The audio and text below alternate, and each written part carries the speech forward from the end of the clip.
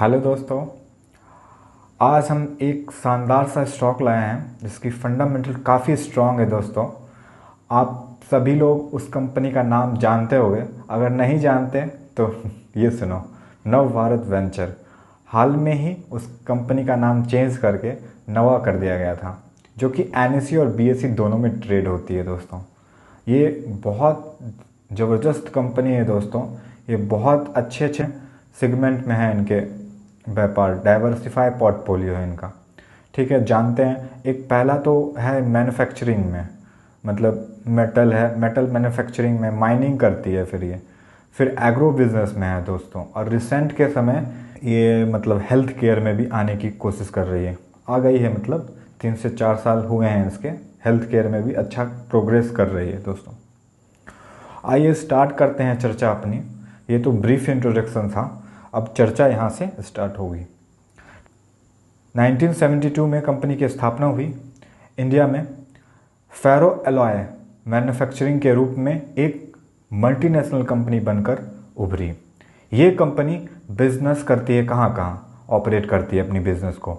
India's में, south east Asia में, Africa में। इनका बिजनेस तो मैं बता दिया, बिजनेस क्या क्या है।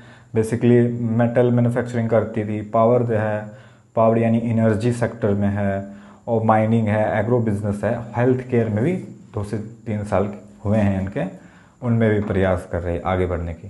तो इनकी पोर्टफोलियो था ferro alloy, energy, agro business, mining और हेल्थ केयर। जो ये जो बिज़नेस था इसमें बहुत अच्छा काम कर रही है। और फेरो एलॉय जो जो इसका है, जो इस सेगमेंट है, वो इसका मेन बिजनेस है दोस्तों, कोर बिजनेस जिसको कहते हैं। उसमें ये क्या करती है, मैग्नीशियम एंड क्रोमियम, मतलब Mg और Cr को बनाती है दोस्तों, जो कि बहुत ज़्यादा यूजेज हैं जिसके आप जानते ही होंगे। कुछ मैं यूजेज लगा दूंगा फोटो, आप सभी लोग जाके देख लेना कौन क्या क्या यूजेज हैं उनके। एनर्जी सेगमेंट में फिर है, 1972 में ये इन्होंने प्रवेश लिया था एनर्जी सेगमेंट में।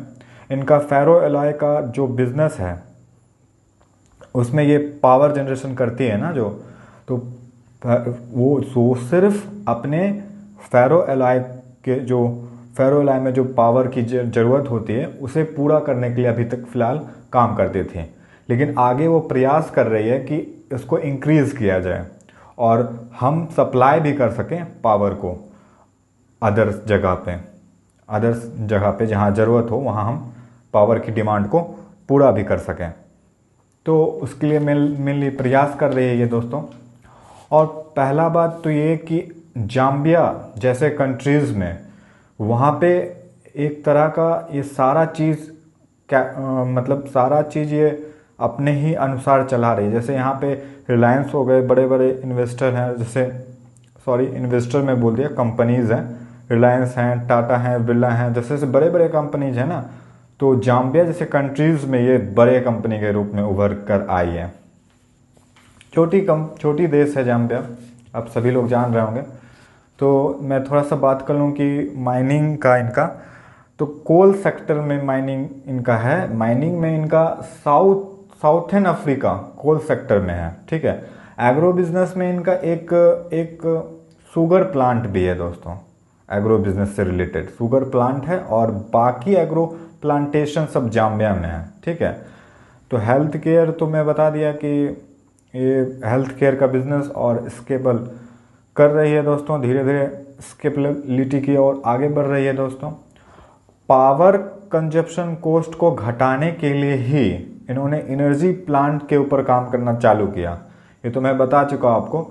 अगर ये एक बात और आप जान लो कि लॉन्ग टर्म एग्रीमेंट है टाटा स्टील माइनिंग के साथ इनका, नावा का नाम चेंज हो गया था नव भारत वेंचर का, शुरू में ही बताया मैं, उसका लास्ट में नावा कर दिया गया था, तो मैं नावा ही बोल रहा हूँ।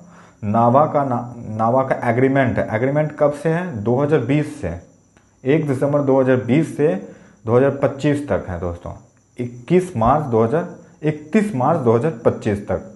ये एग्रीमेंट बढ़ाया भी जा सकता है दोस्तों टाइम टू टाइम, अगर सारी कॉन्ट्रैक्ट। लेकिन इसके एग्रीमेंट में है क्या ऐसा दोस्तों? एग्रीमेंट में इसका है क्या जितनी भी उड़ीसा के प्लांट की पूरी स्मेल्टिंग कैपेसिटी जितनी भी होगी, जितनी भी मतलब नावा की जितनी भी उड़ीसा में जो प्लांट है उसमें स्मेल्टिंग जो प्लांट है 70,000 MT टन, शायद मेरे अंदाज से मैं देख पा रहा हूँ, जहाँ तक याद कर पा रहा हूँ, तो उसकी कैपेसिटी है। पूरी कैपेसिटी को ये टाटा एक्वायर करती है, टाटा वहीं से सारा चीज़ लेती है, और उसका एग्रीमेंट भी है 2025 तक का। तो कोई दिक्कत नहीं है इसको, 2025 तक तो डिमांड तो बनी हुई है। और इसकी मैं कैश फ्लो स्टेटमेंट में की बात कर लूँ तो कैश फ्लो स्टेटमेंट बहुत अच्छा है दोस्तों। कैश फ्लो कंपनी में बहुत अच्छा है। मेनली एक प्रॉब्लम थोड़ी सी है, लेकिन वो भी आप समझो तो वो भी एक सॉवरेन गारंटी के साथ प्रॉब्लम है।